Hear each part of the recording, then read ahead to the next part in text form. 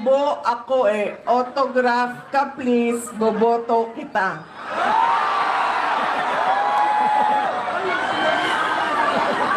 Napalaban si Yorme, oh. Hindi ako yung sombrero, Yorme. Pero ano ba yan? Ayan.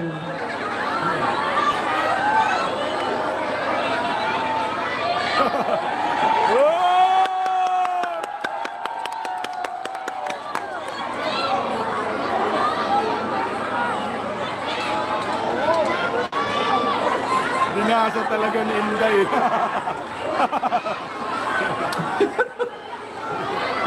Ito si Inday. Ayan.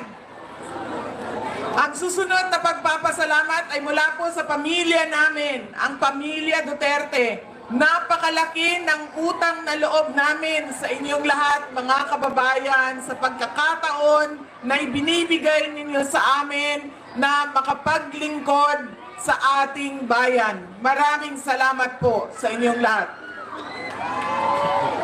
Alam nyo, madami sa ating mga problema sa lipunan ay dahil sa ugali nating mga Pilipino sa pagpili ng ating mga leader. Unang-una, ang pagkakamali natin ay kung sino yung nakakaaliw sa atin, sino yung maganda sa paningin, sino yung sumasayaw, kumakanta, yun yung naaalala natin pag upo natin doon sa polling precinct. Hindi na natin tinatanong ang kandidato. Noong tumakbo ka, noong umupo ka, at tumatakbo ka ulit, binigay mo ba ang pangako mo na sinabi mong gagawin mo para sa bayan? Hindi na natin iniisip ano ba ang pangako na ibinigay. Tulad ng 20 pesos per kilo na bigas. Na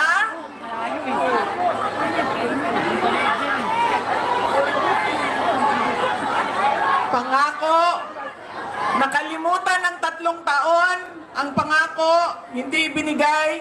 Ngayon may darating na halalan ay naging pangako na naman. Yan ang una nating pagkakamali sa pagpili natin sa leader. Kung sino lang yung sikat na aalala ko, na aliw ako, boboto ko na. Pangalawa, ang pagkakamali natin sa pagpili natin ng mga leader. Kung sino yung galing sa politika, malaking pamilya sa politika, ay automatic na ibinibigay natin ang boto natin.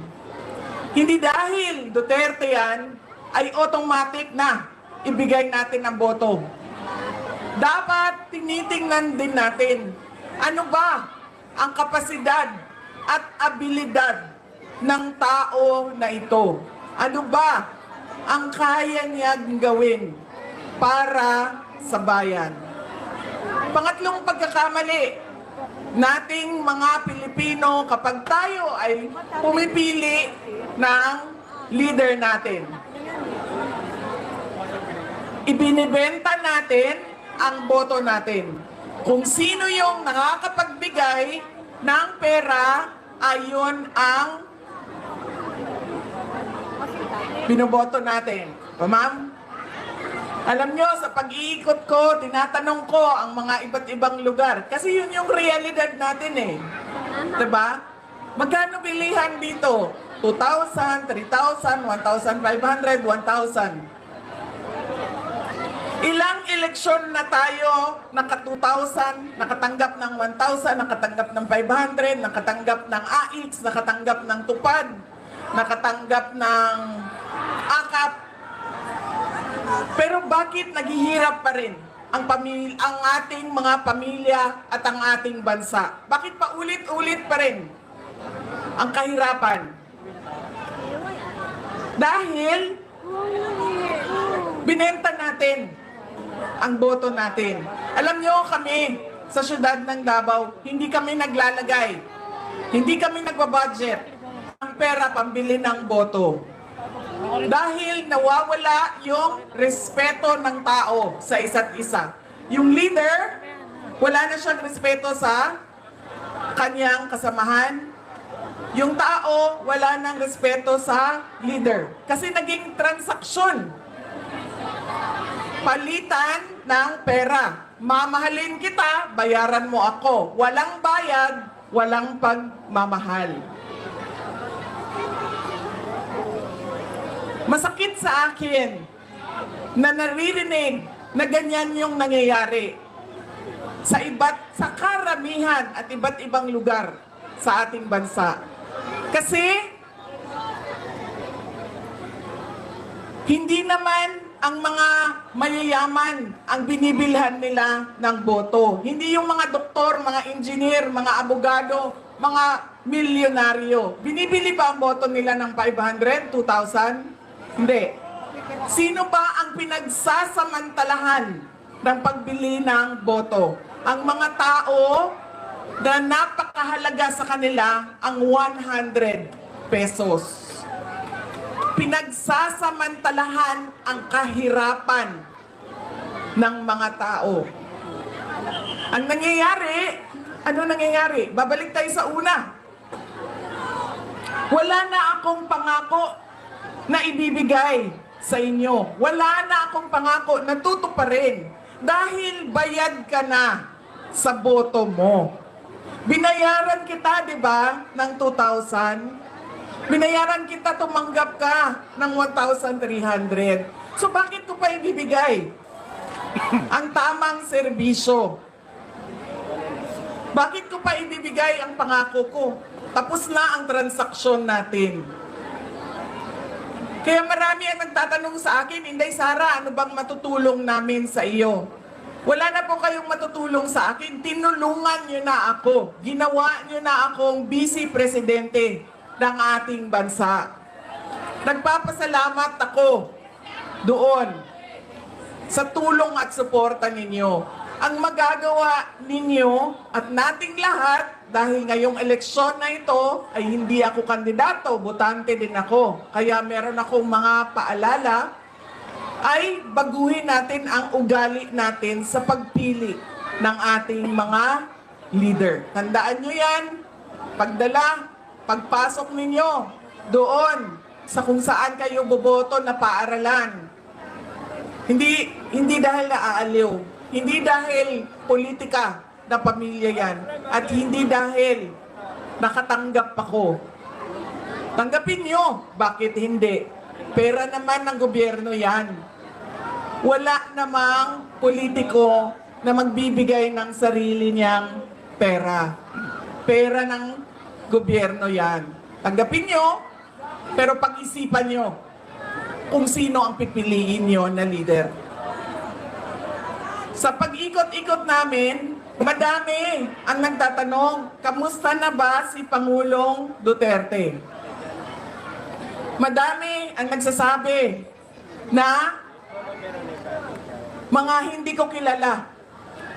Basta na lang lumalapit at nagsasabi, Inday Sara, pakisabi kay Pangulong Duterte, mahal ko siya. Inday Sara, pakamusta ako kay Pangulong Duterte? Kanina lang, nandun kami sa kabilang distrito.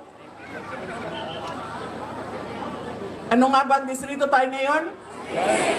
Sino nga ba ang ating congressman? Paulit-ulit itong tanong na ito hanggang mamaya. Sino ang congressman natin?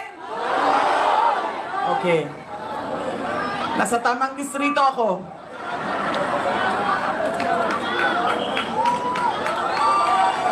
Sabi nung isang bata nandoon sa gilid ng stage, wala man siyang hiningi, wala siyang ang sinabi lang niya sa akin, ibalik mo, dalhin mo balik si Tatay Digong dito sa atin. Yun lang, maliit na bata. Marami ang umiyak, marami ang nagdarasal. Noong nakaraang mga araw, tumawag sa akin si Pangulong Duterte. Sabi niya sa akin, "Naalala mo pa ba ako? Ako yung tatay mo, wag mo ako kalimutan dito sa kulungan, baka mabulok ako."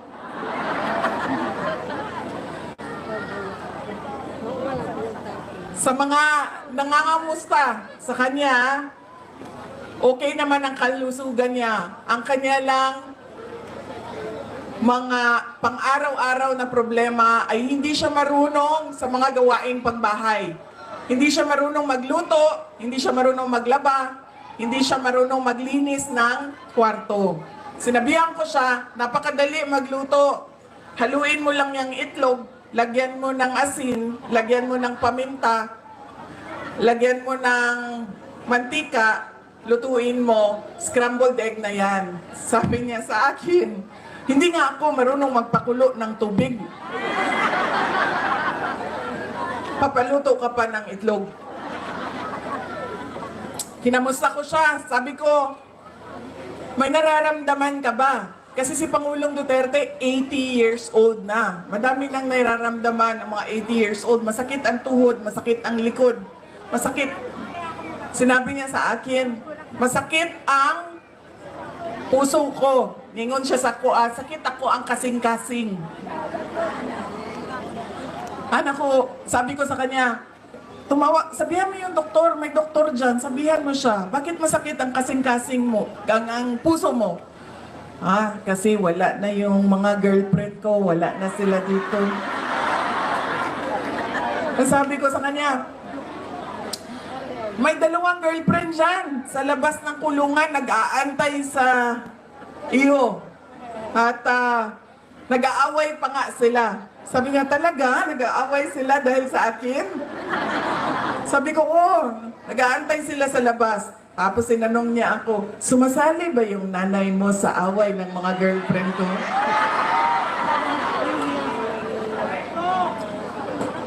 Nagagawa pa rin niyang tumawa kahit nandoon siya, no, na nakakulong. At sa lahat ng mga nagtatanong kung kamusta siya, meron kaming ginawang maliit na video, maikling video para sa inyong lahat.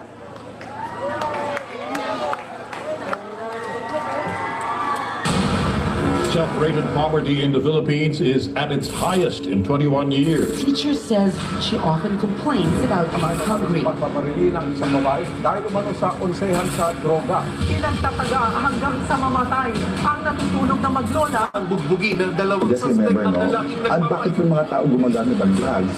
Kaya never hindi sila addict. Nagala, mga batang nagra-rugby, nagkalat sa gitna ng daan. Mga taong pinagbabaril habang bumili ng pagkain sa karinderya.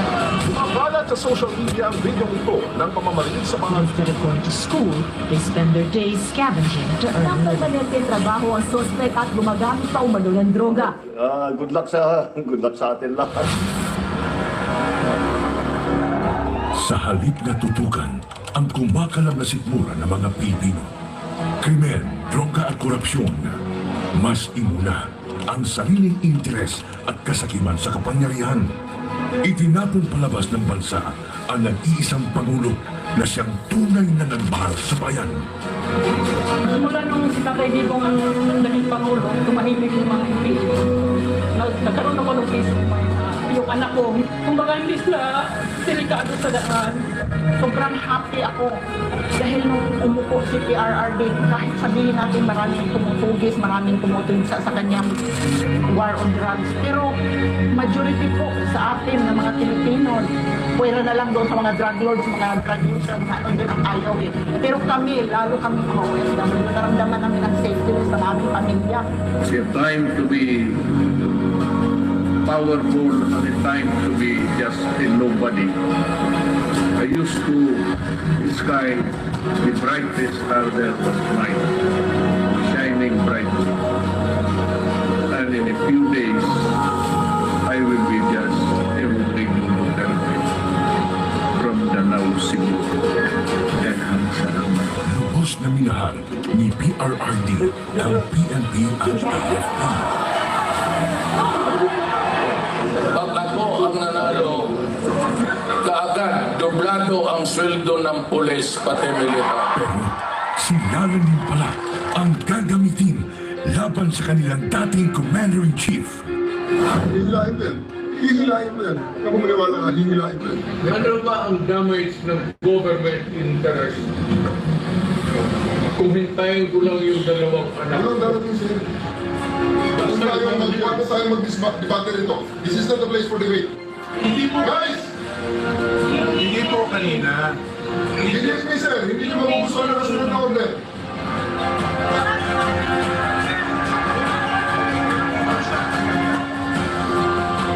Napilitan sa serbisyo ang iba dahil sa order na isang bangag na namumuno sa kanila.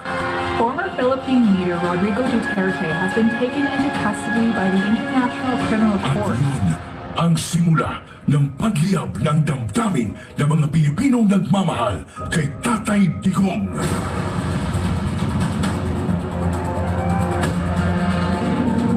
Lumiyab ang sambayanang Pilipino. Bring PRRD home.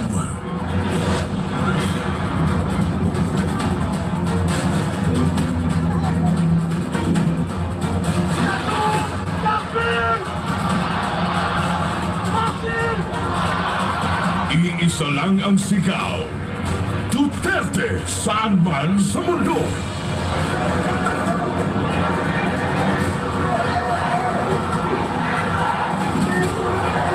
Nagagalit ang taong bayan dahil ramdam ng lahat na walang nagawa ang administrasyong ito. Bayan ang asikasuhin, hindi sariling mithiin.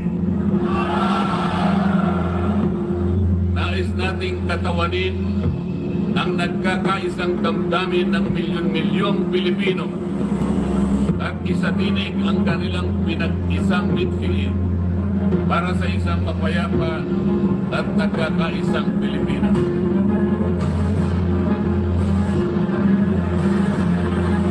Hindi pa tapos ang pagliyab ng mga puso natin dahil nagpapatuloy pa din ang kasamaan habang nalulugmok na ang inang bayan. Ikaw at ni Marcos ang atong gold reserves. Sa pagpapatuloy ng oral arguments sa 89.9 billion peso transfer ng pondo ng Philippine Health Insurance Corporation sa National Treasury, muling binusisi ng mga maestrado ang paggamit ng ahensya sa perang mula sa mga kontribusyon ng mga miyembro nito. Aminado ang DOLE at DSWD na walang listahan para sa mga beneficiary ng ayuda sa Kapos ang Kita Program o AKAP. Sa tuloy na nila, nagagamit na sa politika ang AKAP. Hindi lang pala 7-7, meron pang 30-30-30. Yung 30-30 naman, kung ikaw ang host ng sorting, you get 30 million, 90 million lahat yan. 30 million AIX or ATAP, 30 million na MAIT, and 30 million na tupad. Sa kanyang 15 taong karanasan bilang kongresista, ngayon daw nakakita si Davao City Representative Isidro Ungab ng ganitong sistema sa Bicameral Conference Committee. Ang pinutukoy niya ay ang mga blankong line items sa Bicam Report ng 2025 National Budget na anyay labag sa batas. Partikular dito ay ang missing budget amounts sa Department of Agriculture at ang program funds na anyay bilyones sa halaga. Good luck sa atin lahat.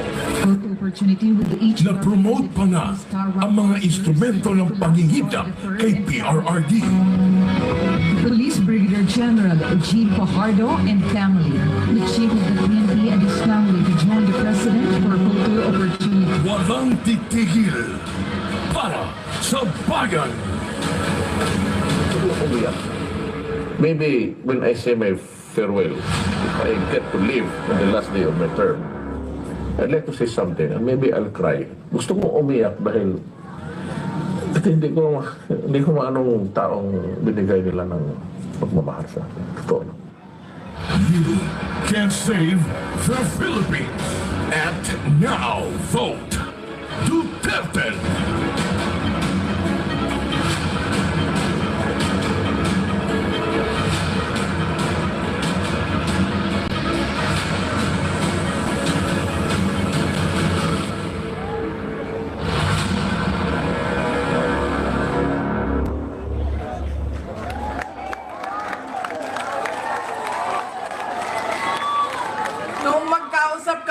telepono, sabi niya sa akin, diretsuhin ko na daw ang taong bayan. Ingon siya, diretso na daw istoryahon ug hangyoon ang katawhan. Na nakikiusap siya sa inyong lahat na iboto diretso ang 10 na senador ng mga Duterte. Una, si Bongo, si Bato de la Rosa, si Jimmy Bondoc, si Apollo Kibuloy, si Vic Rodriguez, si J.B. Hinlo, si Raul Lambino, si Doc Marites Mata, ang dalawa, Philip Salvador at Rodante Marcoleta. Yan ang masaya ako. Yan ang 10 senador na pinapakiusap ni Pangulong Duterte na diretso ang boto. Black voting, straight. Bakit kailangan straight ang boto? Unang-una, pag hinaluan nyo ng ibang grupo o ibang politika, magkakagulo lang. Dahil laging mag-aaway. Wala nang nagagawang programa, proyekto, wala nang nagagawang tamang serbisyo dahil busy sa away ang mga opisyal sa gobyerno. Pangalawa, kapag black voting at sobrang dami ng boto, mahirap siya habulin sa dayaan. Dahil malayo ang agwat ng mga boto, hindi kayang habulin sa dayaan sa makina. Pangatlo, kapag nagkakaintindihan ang mga kandidato kung saan ba talaga tayo papunta at ano ba talaga ang kailangan nating gawin. Ang kailangan nating gawin, ituloy ang nasimulan ni Pangulong Duterte at ituloy ang tunay na pagbabago. Hindi yung sinasabi ngayon na may bagong Pilipinas pero may nagbago ba sa bayan natin?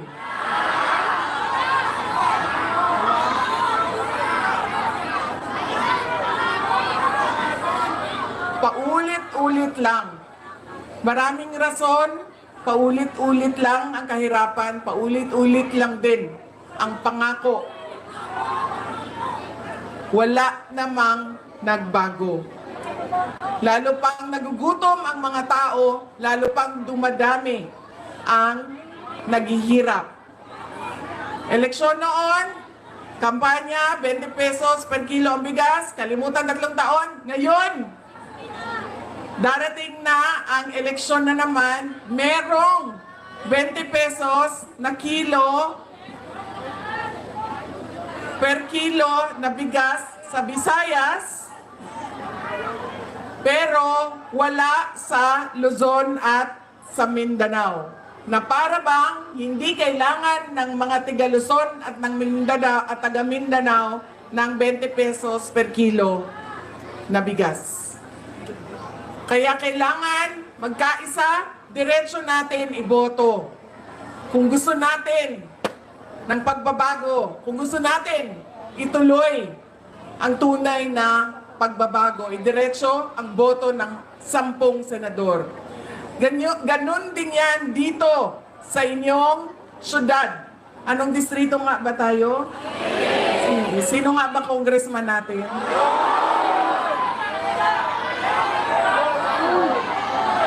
Ano? Sino nga ba ang congressman natin? Nasa tamang distrito ako. Katulad din yan dito sa syudad ng Maynila. Kung pumili na kayo ng mayor, Yorme Isko Moreno ang mayor ko, iboto nyo na lahat ng kasama niya diretso. Hindi pwede na kukuha kayo ng mayor dito, kandidato sa kabila, vice mayor, isang konsehal, dalawa dito, dalawa doon. Dahil magkakagulo lang ang syudad ninyo. Hindi makakagalaw. ang mayor ninyo, hindi makakagalaw ang vice mayor ninyo dahil magbabangayan yan sila sa politika. Kaya diretsuhin na natin ang lahat ng mga kandidato ni Mayor Isko Moreno Dumagoso. Anong distrito nga ba tayo? Sino nga ba yung congressman dito?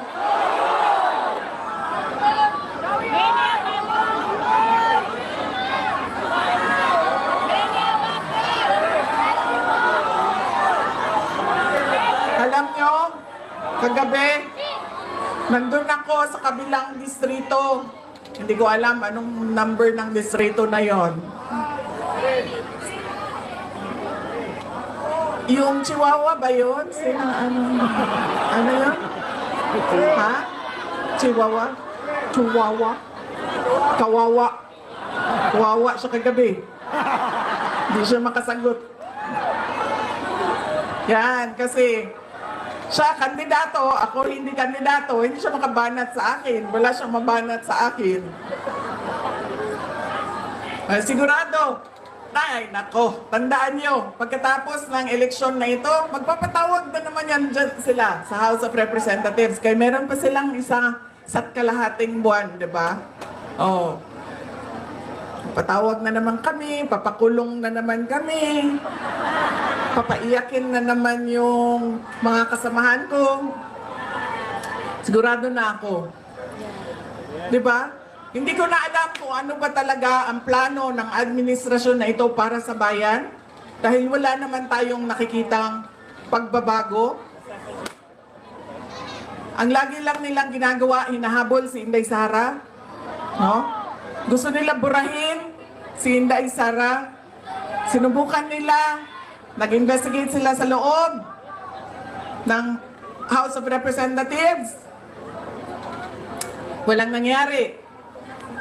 Natigil lang nang hindi mo alam bakit natigil. Tapos sasabihin nila, hindi makasagot.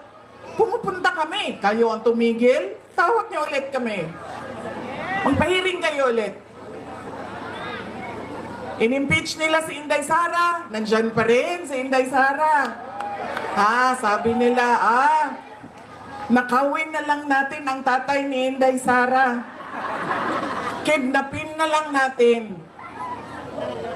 Pero nandito pa rin si Inday Sara. Kaya antay kayo. Marami pa yang darating. Ano nga ba distrito natin? Sino nga bang congressman dito?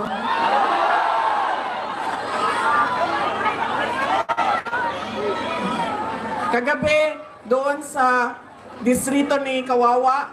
Ano? Kawawa? Oh, yun. Kawawa. Nagmumura ako. Bakit? Kasi, minura niya ako nang hindi niya ako kilala. At hindi man lang kahit isang beses kami nagkita sa buong buhay namin. Kaya minumura ko siya. Dito sa inyong, ano nga bang distrito? Ano? Sino nga bang ano natin? Congressman natin?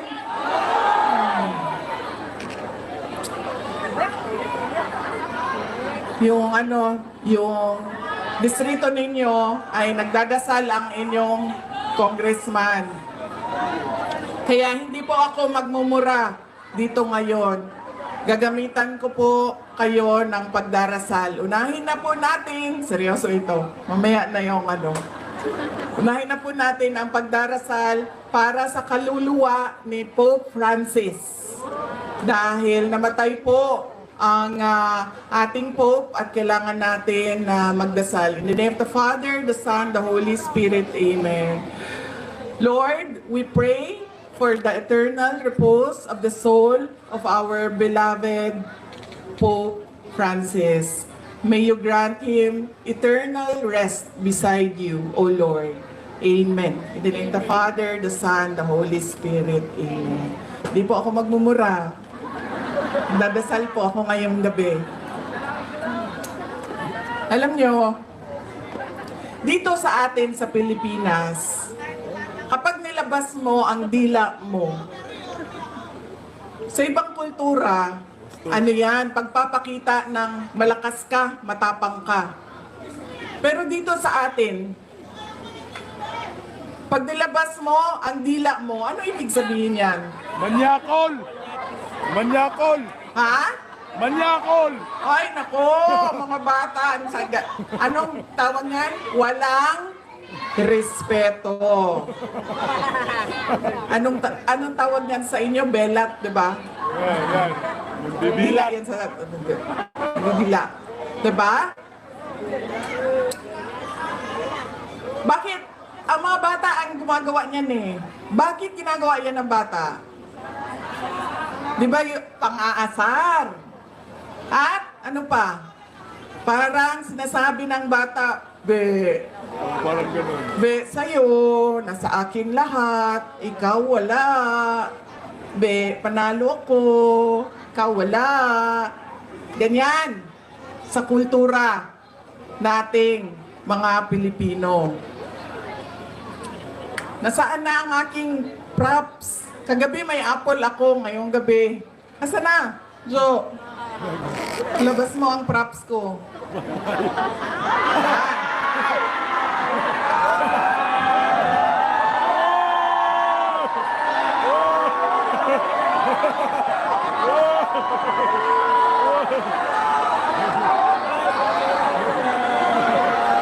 Ay, anong distrito tayo? Sinong congressman natin? Tama. Nasa tamang distrito ako, Joey. District 6, Syudad ng Maynila, Congressman Joey Uy. Tama ko, no? Anong sinasabi niya sa inyo? Be! Naisahan ko kayo. Ako meron. Kayo wala. Ay, ano nga ba distrito ito? Sino nga ba congressman natin? Anong tawag sa ganitong tao, mga anak? Walang? Oh, klaro yan ha? At kanino siya walang respeto? Sa mga tao! Sa inyo. Durog siya. Sa inyo siya walang respeto. Hindi. Ako nakaupo. Kayo nagugutom. Ay! Ano nga bang distrito ito? Sino ang congressman natin? Klarong-klaro na yan, ha? Oy! Congressman, wag na wag mo ilalabas yung dila mo. Pakita mo ngipin mo. Yan. Yan nyo? Nakasmile. May respeto sa tao. Smile. Nakaganti rin si Inday. Balita ko, mabait daw yung kandidato ninyo dito. Papakita ng ngipin, nagsasmile. Ano nga ba distrito natin? Sino nga ba congressman natin? Okay. Nasa 6th district ako ng Syudad ng Maynila. Ang congressman dito ay si Joey Uy. Tama? Mga kababayan, ang lahat ng ginagawa natin ay para sa Diyos, sa bayan, at sa bawat pamilyang Pilipino. Syukran.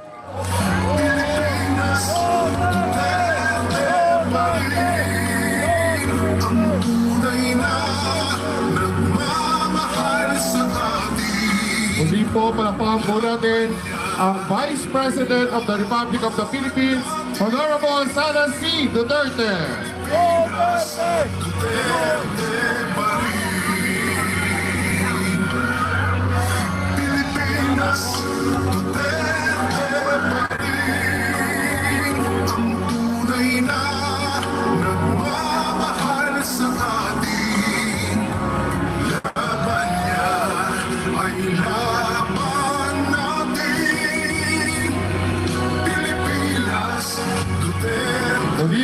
po natin Vice President Sara C. Duterte.